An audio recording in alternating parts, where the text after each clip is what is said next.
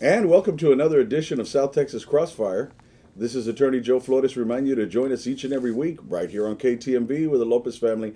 Special thanks to Carlos Lopez, you guessed it, the Ted Turner of South Texas Broadcasting, and my hero, as it were, and that is, of course, Don Humberto Lozano Lopez. He passed away, but he's honored, he's venerated, and without him, Lopez Broadcasting would not have come to fruition as it has now. So we have a voice on television, and with that being said, we've got this huge issue in front of us about healthcare that's building, that's snowballing, not here just in South Texas, but throughout the nation. But we're focusing in on the closure of Memorial Hospital at a time where more people are feeling disenfranchised, where more people are losing their homes, where economic blight is occurring, and we want to talk about that, and also the failure of Medicaid expansion in the South. And who better than former County Judge Terry Shamsie, who was right there in the middle of things back when the Memorial contract was initiated, and who can educate us in a very fundamental way about what's going on. Welcome, Judge. How are you? Fine. How are you doing? Good to see you. Thank you. You look great, man. Well, I'm getting old. No, come on. I mean, fountain of youth. Oh, yeah. But let's jump in feet first. A lot of people don't, remember how the contract came about, or didn't even know. You were the county judge back. When did you serve? I served in 2003 through 2006, so 4 years. At the time, The contract was already in place at that time. Tell us a little bit about the contract between the county and, how it all works. Okay. The Nueces County Hospital District, Memorial, and then Spawn coming in there. Tell us all about that. Okay. Originally, I think it was under Richard Borchard that they negotiated a deal to have Spawn Hospital operate Memorial and provide the health care for what we call the indigent, the poor, that do not qualify for Medicaid or Medicare or CHIPS. Okay, so you kind of what we call the working poor. They make too much to qualify for Medicaid, but they don't make enough to buy private insurance. So for that gap,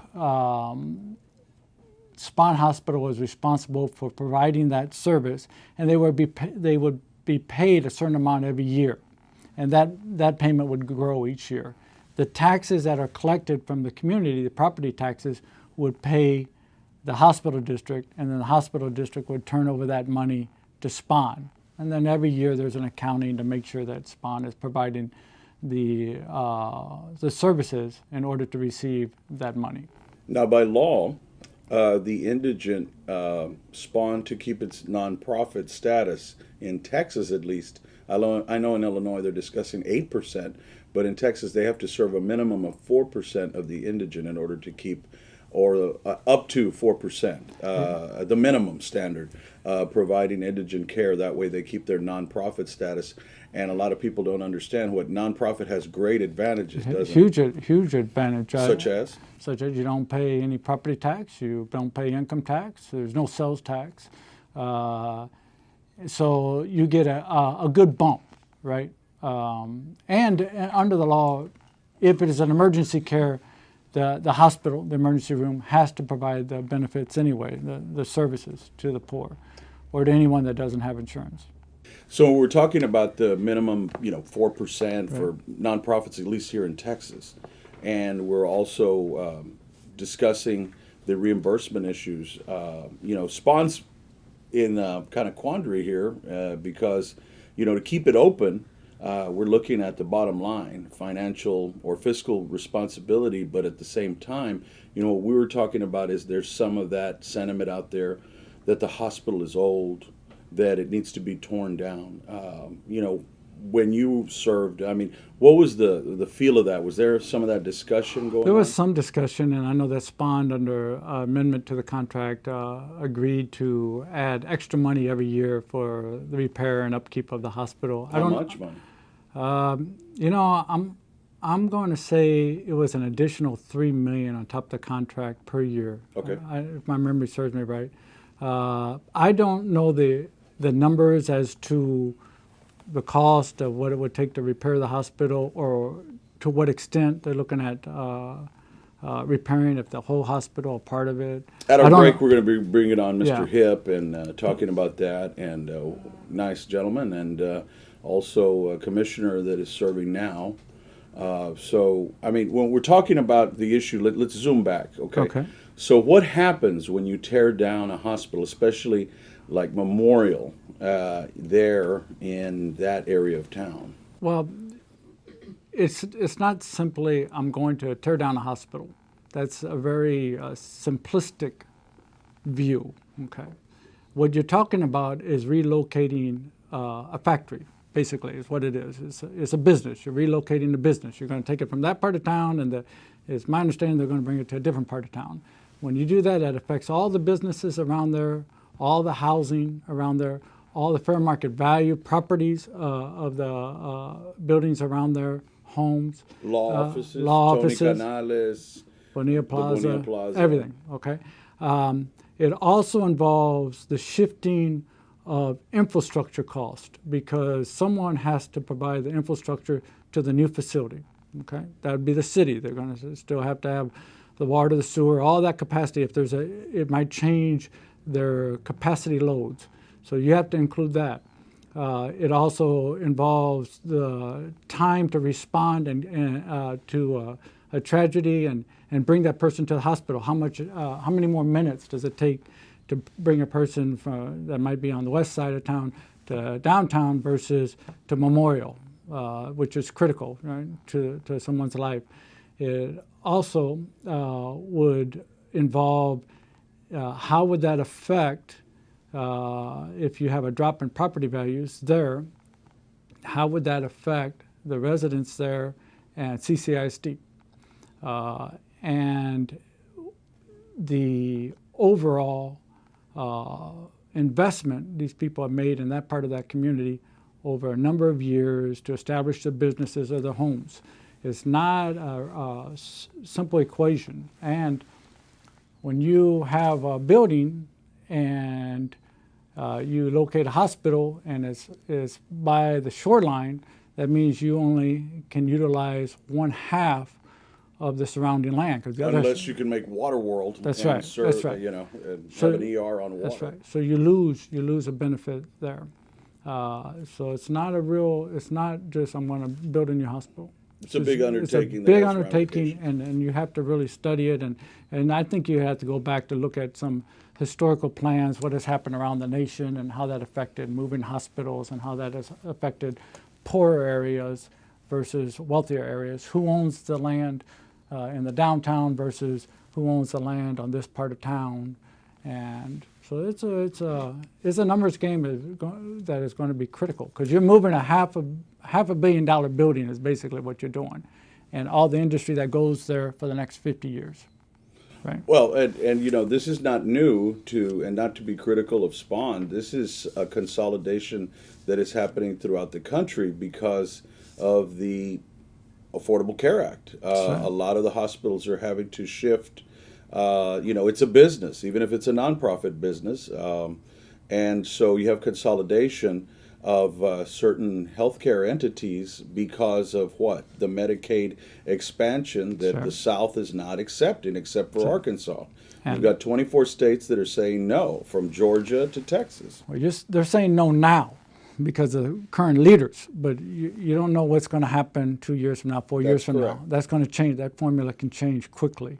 And I think that the success of the Affordable Care Act nationwide and how it will expand over the next 10 years is going to change a lot of formulas that are on the table right now. Isn't a Medicaid expansion, or the failure to do it, is what is putting the indigent at crisis right now, or the working poor? Not so much the indigent, but the Yeah. working poor making $15,000 to $25,000 a year. It depends. The hospital district, I haven't seen their latest numbers about what qualifies, an individual based upon salaries, earnings. But We'll the ask the Affordable, commissioner yeah, about the, that the when he comes Affordable Care Act is by far going to be what the future is going to hold. Okay, because the federal government can afford to pay for it. Now, in the future, I believe the federal government is going to slowly shift that responsibility back down to the states. Well, That's and coming. Now here's the Now, argument. Now here's the argument from the predominantly Republican governors, is that they're saying that Obamacare will take care of that expansion up to 100% for 3 years, and Well, thereafter 90. And they say, like the governor of Georgia, Sure. the governor of Texas says, "Oh, that's a bunch of bull." They're not going to do that. That the government Okay. is already war weary. We've spent too much money, and their promises may not come to Well- fruition, and then we're left holding the bag. Well, they've already missed the boat, okay? Because the other northern states have already gotten the first money. And by the time they get in the game, and they're going to be forced to get in the game, these states are going to be forced to get in the game. True. And Maybe. so the governors are going to change their mind when they see their industry dwindling. And that cost automatically burdened on the local community as well as the states. And eventually the federal government will shift that burden, I believe. But for the next 8-9 years, it's a good bet for the states.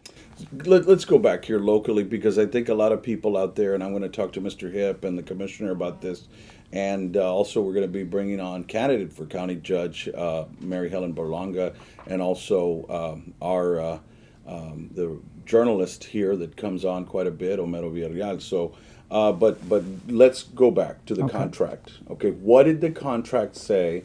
You know, there are those that say it's not the county's property. It's Spawn's property to do with it what it wants, to shut down the hospital.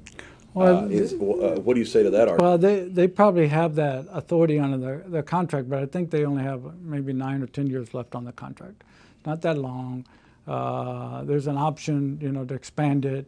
There's some reimbursement clauses in there, but you have to remember that Spawn is a business, and it isn't just one hospital.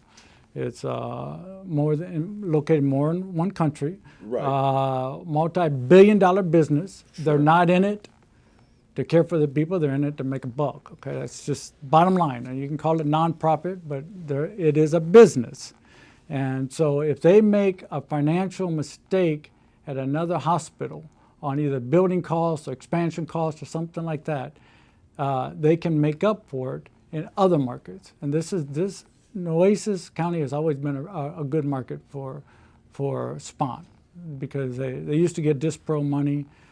They get the county Which is contract. disproportionate money from the federal government. That's right. If they ended up upside down at the end of the year. Yeah, for caring for caring for the the indigent. Okay. More people indigent in this area than others. But the Spawn contract itself represents a huge amount of money and a huge marketplace, because if they would lose that marketplace, it would affect their overall profit. Say HCA came in there and said, "I want to take over the contract." There'll be a bidding war. And actually, my research indicates that a lot of nonprofits and profit hospitals end up taking care of essentially about, on average, the same amount of indigent, 3 to 4%. Yeah, most hospitals will provide those services, emergency care services. They have to under EMTALA and right. things, right?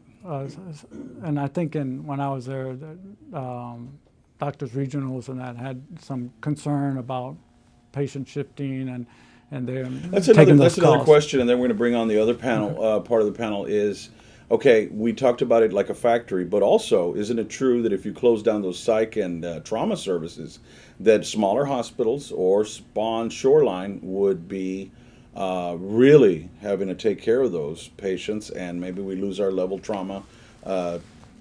trauma status? Yeah, I'm not an expert on that. I can't tell you what the overall effect will be. I would just tell you that this is a thing that's thrown out on the table. It isn't a decision that has to be made quickly. Yeah, well, why are people pushing this so fast? You don't need to push it. If No, we have how no. long on the contract left, why is Spawn pushing this so fast? Well, because they probably read the books and they're looking at now that maybe they have a favorable political setting to get it done. Meaning the county commissioners. County commissioners. But if you're going to do a $500 million deal, you better study it long and hard, and you better have independent people to Yeah, look I at mean, it. they've got somebody saying that Memorial is just, all of a sudden a financial Well- quagmire, but the expert, is that an independent expert that did that review? And I think that it's coming to healthcare. It's already hit the college campuses, and the parents are tired of paying high tuition fees to support all these buildings, when really what the parents want to do when they send the kids to college is get educated, which means they want the best professors, the best instructors, right? The building itself doesn't educate the child. It's the instructor. So when you go to a hospital, what cures or treats a patient is the quality staff, how much you pay them, how well trained they are, and the equipment available. Well, It very is well said. not the building in and of itself. I talked to one Memorial nurse yesterday, and she was retired, but she was still in fear of talking, and said, we got paid less. We had a different mindset than Spawn Shoreline did about care, and it was sort of like a community, we're working for the poor, and it was almost a mission. And said, when I would go work half the time at Spawn Shoreline, it's a different culture. Yeah. And if you mix those two cultures together, a teaching hospital with a more magnet status, sort of more prestigious hospital, and you mix the two together, I don't know what the formula is going to create, but let's find out. When we come back and we take a break, we're going to be bringing on County Commissioner Joe A. Gonzalez and Mr. Hip from the hospital district, and to weigh in on Memorial when we come back. Have you been arrested or are potentially facing criminal charges? You need a trial attorney who is well versed in the courtroom. Joe Flores has handled hundreds of criminal cases, and many of them to trial. Joe Flores can provide you with competent representation to protect your constitutional rights in state and federal court. Joe Flores can help if you have been arrested or facing criminal charges. The law offices of Joe Flores. Equal justice for all.